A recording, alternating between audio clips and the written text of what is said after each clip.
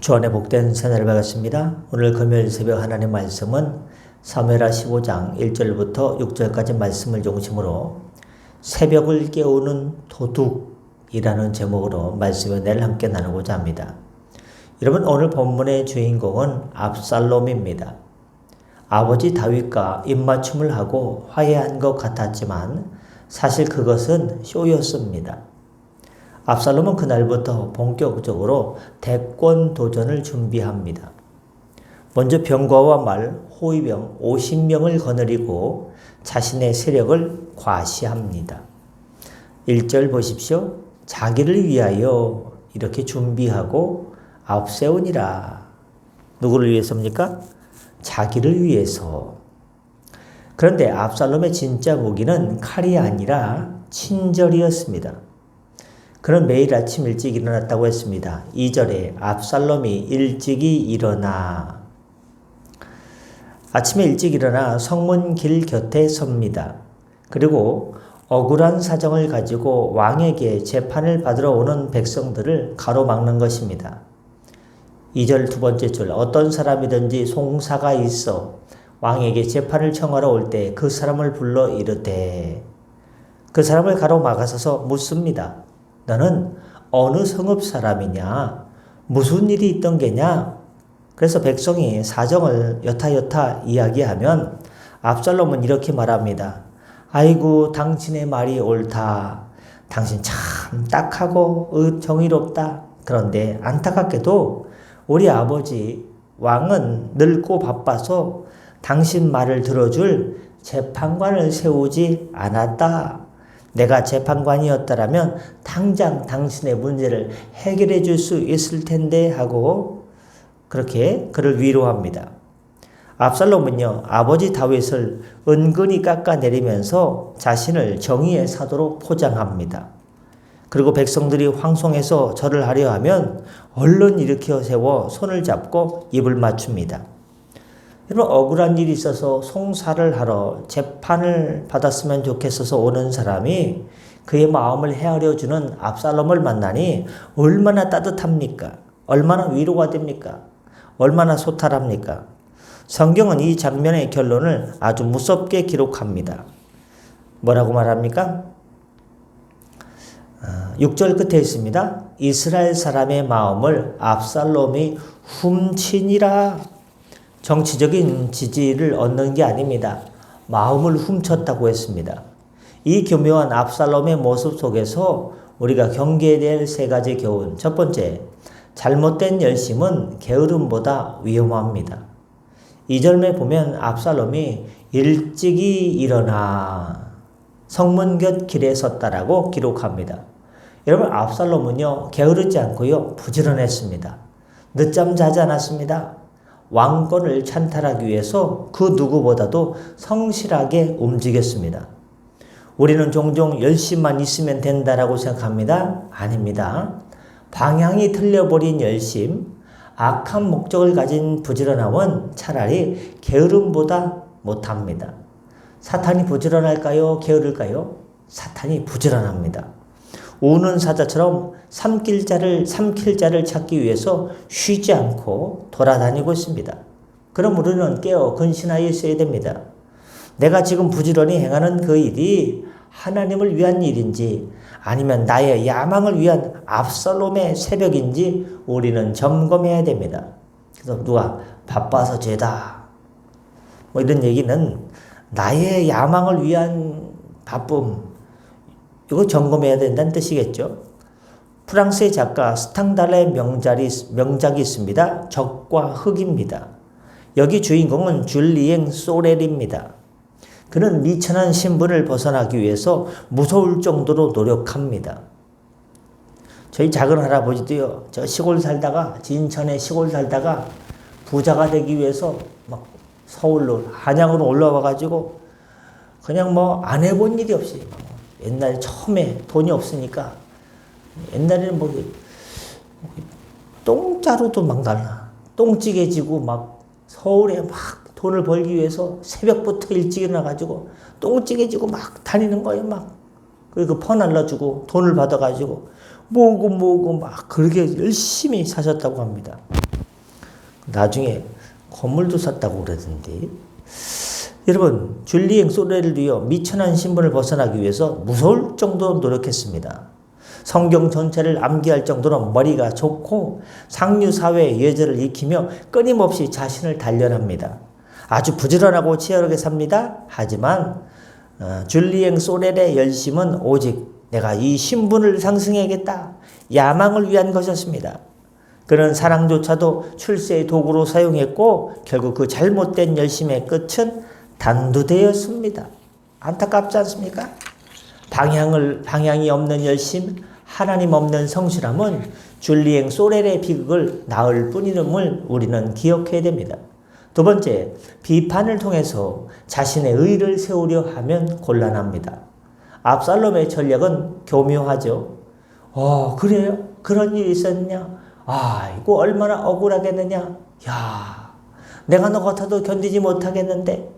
내 일은 옳고 바르다며 상대방을 막 비행기를 태워주는 거예요. 막 띄워주고. 그런데 어떻게 하냐? 왕은 너의 얘기를 들어줄 재판관을 세우지 못했는데 하고 다윗을 깎아내립니다. 즉 현재의 리더십을 무능하다고 비판함으로써 상대적으로 자신의 대안임을 부각시키고 있는 겁니다. 이것은 아주 전형적인 무슨 기술입니까? 선동의 기술입니다. 교회나 공동체에서 누군가가 목사님, 이게 문제야. 리더들은 소통이 안 돼. 나였으면 이렇게 안 나을 텐데 어떻게 저렇게 할 수 있을까? 어떻게 저렇게 방치할 수 있을까? 라고 귓속말을 한다면 주의해야 됩니다. 대부분 그것은 정의가 아니라 자기 과실 확률이 높습니다. 문제가 있다면 문제는 고쳐야 되겠지만요. 진정한 충신은 부족함을 보완하려 애쓰지 부족함을 막 떠벌려가지고 자신을 돋보이게 하지 않는다는 것을 기억해야 됩니다. 셰익스피어의 오셀로에 등장하는 악인이 나옵니다. 그 악한 사람은 이름이 이아고예요. 이아고. 아주 나쁜 사람이에요. 이아고는 압살롬과 똑같습니다. 그는 겉으로는 장군님, 오셀로 장군을 위하는 척하고 장군의 부관 카시오를 어떡해 걱정하는 척합니다. 누가요? 나쁜 사람 이아고가. 하지만 뒤에서 끊임없이 이간질하고 비판의 말을 심어둡니다. 오셀로 장군 뒤에서 오셀로 장군에게는 장군님, 저 사람 조심하세요. 제가 보기에는 이상한 사람이에요. 이아고의 이 가짜 정의와 비판은 결국 오셀로 장군의 판단력을 마비시킵니다. 왜? 옆에서 자꾸 장군님 조심하셔야 돼요. 저 사람 나쁜 사람이에요. 이상한 사람이에요. 자꾸 악인 이아고가 오셀로 장군 옆에서 귓속말로다가 조심하셔야 돼요. 자꾸 그러니까요. 이 오셀로 장군이 판단력이 마비가 되는 거예요. 그리고 사랑하는 아내 데스데모나를 죽이게 만드는 파국을 가져왔습니다. 누가요? 악인 이아고가 그렇습니다. 남을 깎아내려 내가 올라가려는 태도, 이것이 바로 이아고의 영성이자 압살롬의 영성임을 기억하고 우리는 그러면 안 됩니다. 끝으로 사람의 마음을 훔치는 자가 되지 말고 얻는 자가 되어야 됩니다. 압살롬은요, 성문 길귀에 서가지고 뭐라고 했습니까? 6절 끝에 이스라엘 사람의 마음을 압살롬이 훔치니라. 그 길목에 서가지고 사람들 얘기해 들어주고, 아이고, 어떡해. 아이고, 힘들겠어. 하니까 사람들의 마음을 훔치는 거죠. 나라면 그렇게 안 그러는데. 성경은 압살롬이 마음을 훔쳤다라고 표현합니다. 도둑질했다는 것입니다. 왜 도둑입니까? 그 마음은 원래 하나님께로 향해야 되고, 그 마음은 하나님이 세우신 왕 다윗에게로 향하는 그 마음이 여기 있는데 그걸 훔쳐가지고 자기가 갖게 된 거예요. 압살롬은 백성들이 하나님을 바라보지 않게 하고 하나님이 세운 왕을 바라보지 않게 하고 자기만을 압살롬만을 바라보게 만들었기 때문입니다. 내가 재판관이 되고 내가 너희를 정의롭게 하리라. 이것이 바로 교만입니다. 나 아니면 큰일 난다. 그게 교만입니다. 내가 없어도요. 돌아가긴 돌아갑니다. 물론 그분의 개성이 사라지겠지만요. 교회에서 봉사하고 섬길 때 사람들이 하나님이 아니라 야, 저 목사님, 저 장로님, 저 권사님, 야, 저 집사님이 최고야 하고 만든다면 죄송하지만 그것은 하나님의 영광을 가로채는 영적 절도일 가능성이 많습니다.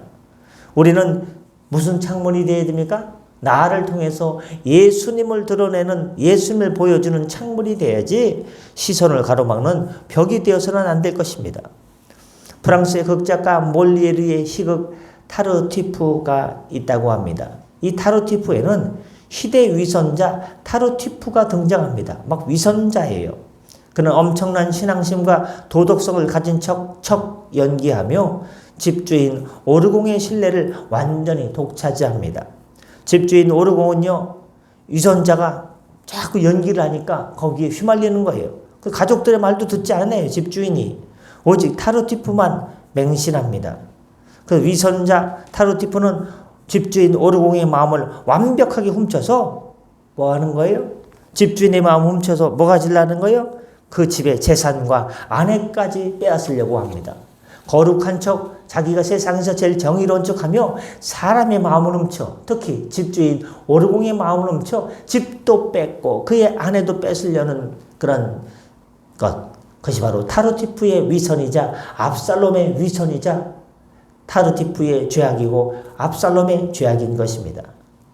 말씀 마치고자 합니다. 주님께서 사랑하는 성도 여러분, 압살롬은요, 멋졌습니다. 친절했습니다. 부지런했습니다. 그러나 그의 중심에는 알맹이가 없어요. 하나님이 없었고 자기 의로만 가득했습니다. 오늘 우리는 점검하고 돌다리를 두드리듯이 확인해야 됩니다. 나의 부지런함이 나의 야망을 위한 것은 아닌지, 나를 드러내기 위한 것은 아닌지, 나의 비판이 나를 돋보이게 하려는 수단이 아닌지 말입니다. 사람의 마음을 훔쳐 나를 왕으로 삼는 인생으로 가면 안 되고요. 사람의 마음을 훔치는 것이 아니라 사람의 마음을 하나님께로 인도하는 겸손한 통로. 나를 통해서, 나의 창문을 통해서 누구를 보여주도록? 나의 의를 보여주는 것이 아니라 나의 마음의 창을 통해서 예수님이 보여지고 하나님의 은혜가 보여지게 하는 겸손한 주님의 축복의 통로로 살아가시기를 주 예수님의 이름으로 간절히 축원합니다. 기도하겠습니다. 하나님, 압살롬은 성문 길 곁에 서서 사람들의 마음을 훔쳤지만 우리는 주님의 마음을 시원케 하는 자들이 되기를 원합니다. 사람들의 마음을 훔치는 사람이 아니라 사람들의 마음을 하나님께로 향하고 하나님의 은혜로 향하게 하는 인도자 역할을 성령님의 뒤에서 잘 보조하게 하여 주시옵소서. 나를 드러내기 위한 헛된 열심과 남을 깎아내려 나를 높이려는 교만한 마음을 제하여 주시옵소서.